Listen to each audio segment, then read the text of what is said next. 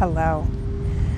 I'm here outside the beautiful Seneca River. I'm gonna flip just so that you can see my current view. It's really gorgeous. I wanted to come outside today because it's such a beautiful day, and I think being outside it's a very subtle thing, but it changes your state, your inner state. And we know this, and yet somehow we don't utilize it, right? I'll just sit by my computer, it's comfortable, I know how the setup works. I had to finagle this phone mount for like 10 minutes before I figured out how to make it work so that I could sit. Just had a visit from a beautiful butterfly. That's what I'm talking about, right? So hopefully the sound from the mower doesn't interfere here. I just wanted to come out and talk about self-sabotage. And this is so much in the culture now. We talk about it so much, but it happens in so many areas. And the one I'm going to talk about is the deepest, the one where we are here to grow. We are here to heal, right? I just read a statistic, and I have no way of checking it, but the statistic said that only 3% of the people who are seeking out therapy or coaching or healing of any sort, 3% only are actually committed to their healing. So what is the rest of them, right? What about the rest of the people they're out there, they're typing, they're saying, transformational coach, or they're saying spiritual guide, or they're saying therapist near me, right? What's the other 97% of those?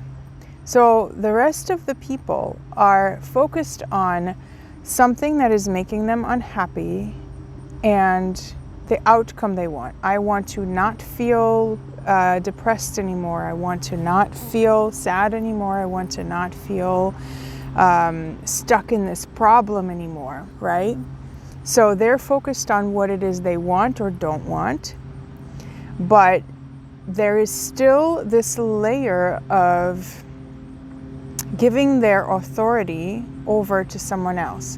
In other words, I'm going to go find a therapist or coach or healer or shaman or somebody, and they will tell me how to get rid of this problem or how to gain this outcome I want, and then I will do that. And the thing is, if that were the case, oh my God, everybody would be at the top of their game. The problem is, no matter how many tools you give someone who's not actually committed to their healing, even if they use those tools, which a lot of the times they actually even won't, but even if they use those tools, they're not actually going to heal. Because somewhere deep down, there is a belief that it's outside of me. The healing comes, from somewhere outside. Even, this is why placebo works, right? You give somebody what is it called? A sugar pill, and their headaches go away because they believed it, right? They put the authority, rather than saying my body can heal this headache or the headaches by itself, they say this pill is going to. And it works for some things, and I think at the deepest level, it doesn't work unless you are fully and deeply connected and connected to the fact that you are able to heal yourself. Everything you need is within. And the thing is, I forget all the time myself. I have to remind myself all the time, which is why I'm making this video, because a lot of people are probably dealing with this, and I know a lot of people are. And I see this in my practice where I will give people tools and they will even say, I've used it, I've tried it, it didn't work, right? And maybe it didn't work because it was the wrong tool, or maybe it didn't work because of this other deeper reason, which is why we're here to talk about self-sabotage. And another way of saying this is resistance, right? Internal resistance to your own healing, to transformation.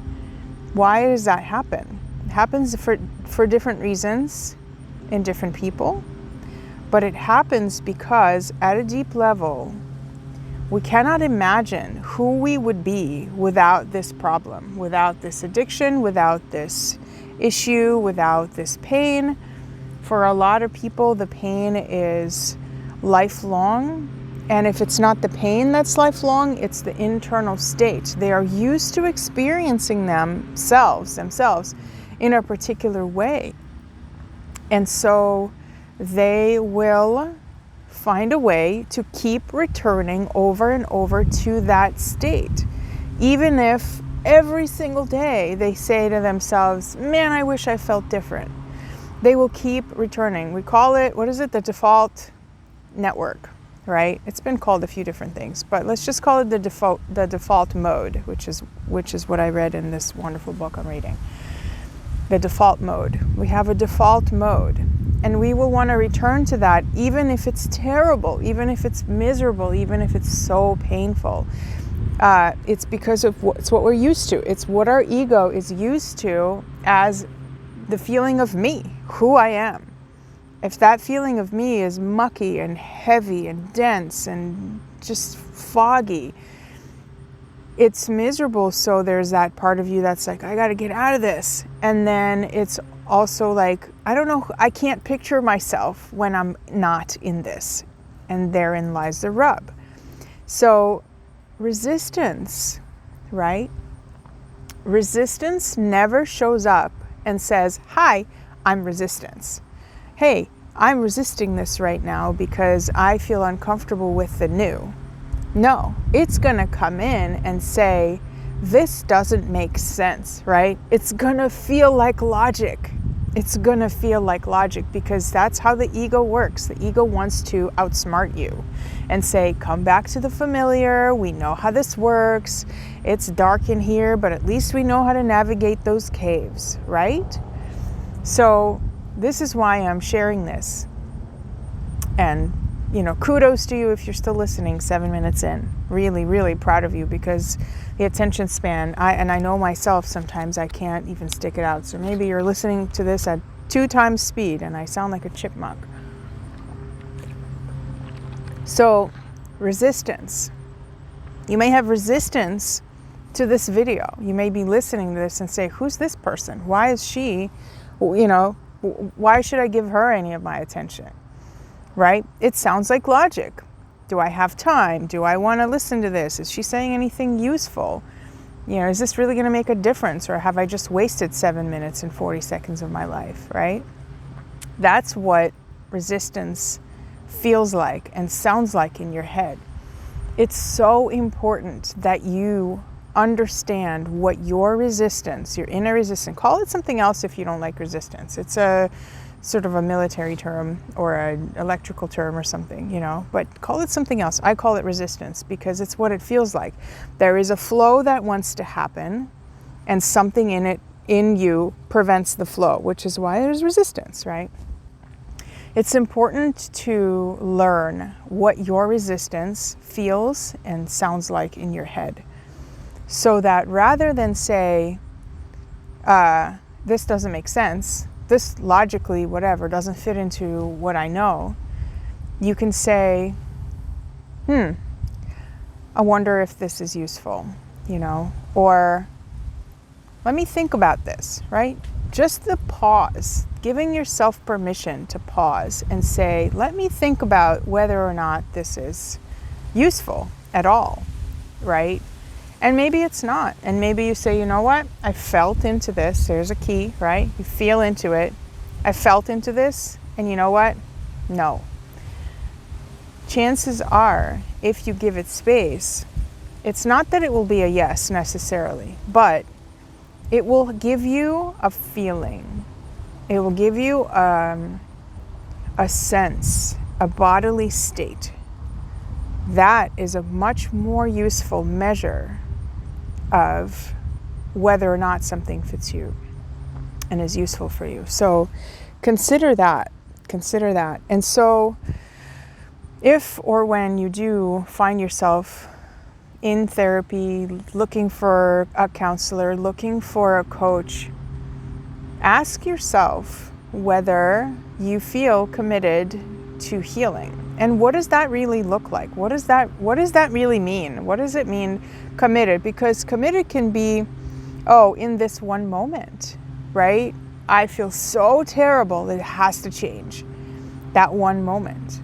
But as we all know, moments don't last, right? So at some point, the moment changes, and maybe you have a moment that's a little more uplifted, or a little more numb, or a little more busy. And all of a sudden you're like, this isn't so bad, right? So what is commitment? Then, if you are in that, this is why people have to hit rock bottom sometimes, right? Because they're like, okay, something's really got to change. And the rock bottom sensation, I'm getting chills when I say this, right? The rock bottom sensation galvanizes something in that person that says, okay, I can't live like this anymore. Something's got to give. And the rock bottom can be different for different people. It could be, you go drinking for a weekend. It doesn't mean it has to be years and years, right? Or you lose your house or you lose your children, right? Anything can be rock bottom if you choose. And I don't even like that term, but it's in the culture, so that's what we say.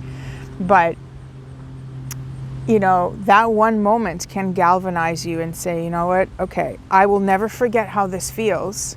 Because it feels so bad. This is how most of us learn, right? When something feels unbearable, and then we're like, okay, I'm gonna do something different.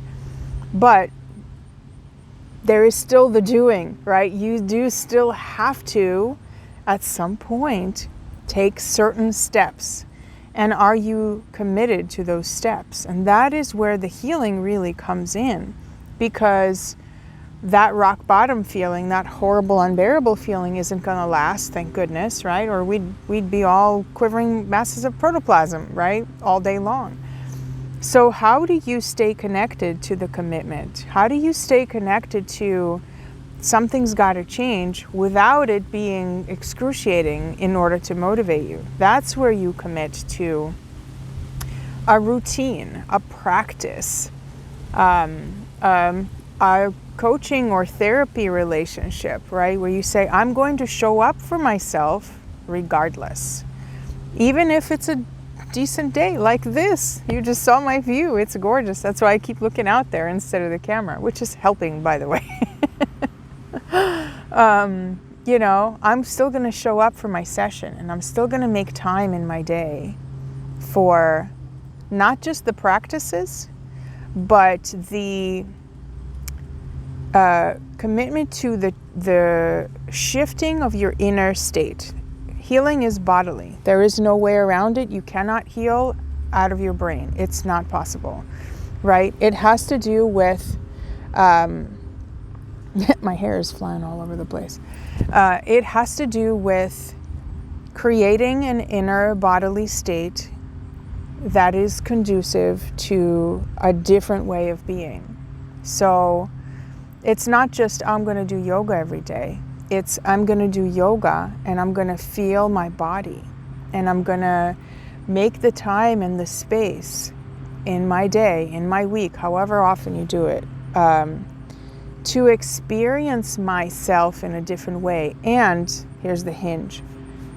It has to be a conscious choice, and it cannot be made once and forever. It's a conscious choice that has to be made over and over and over and over and over every single time.